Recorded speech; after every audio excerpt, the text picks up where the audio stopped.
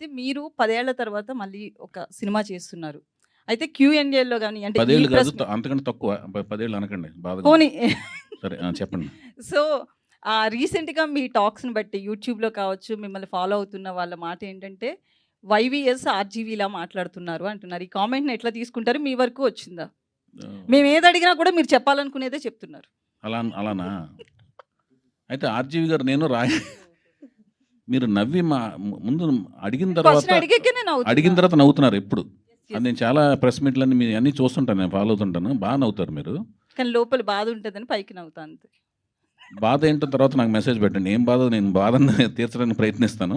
సరే మీ క్వెషన్‌కి ఆన్సర్ చేస్తాను ఫస్ట్. అయితే నేను రాఘవేంద్రరావుకి వీరాభిమానండి గుడివాడలో ఉన్నప్పుడు. తర్వాత రాఘవేంద్రరావు దగ్గర జాయిన్ అయ్యాను అసిస్టెంట్ డైరెక్టర్‌గా. ఆయన దగ్గర విద్యాభ్యాసం అంతా చేశాను. దర్శకత్వానికి సంబంధించింది. తర్వాత నాకు చాలా ఇష్టమైన డైరెక్టర్ రామ్ గోపాల్ వర్మ గారు. ఆయన దగ్గర నేను 'గోవిందా గోవిందా' సినిమాకి కో డైరెక్టర్‌గా ఆ సినిమాకి పనిచేశా. అప్పుడు రాము గారి దగ్గర నేను ఆయన దగ్గర తర్క వితర్కాల్లో ఒక రకమైన అబ్జర్వేషన్ బాగా గమనించాను. గమనించినంత మాత్రాన ఏ వ్యక్తి దగ్గర నుంచి మనం వెంటనే గ్రాస్పింగ్ చేసే కెపాసిటీ మన దగ్గర ఉంటేనే తర్క వితర్కాలను గమనించగలం. ఆర్గ్యుమెంట్లు ఇప్పుడు ఒకళ్ళని చూసిన వెంటనే మనం ఏమి గ్రాస్ప్ చేయలేమండి. మన దగ్గర కూడా ఆ గ్రాహక శక్తి ఉండాలి. ఆయన ఆ క్వెషన్ చేసిన దాంట్లోనే ఏం తప్పుంది?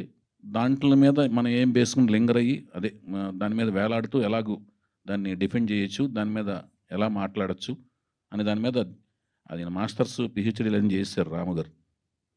సో, ఆయన ఇంకా దాంట్లో ఆయన దగ్గర నేను పనిచేశానండి.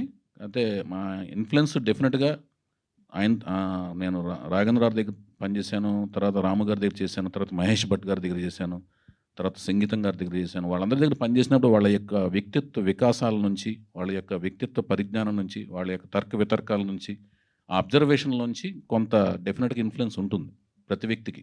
ఒక వ్యక్తిని ఇంకో వ్యక్తి కలిసినప్పుడు ఉంటుంది.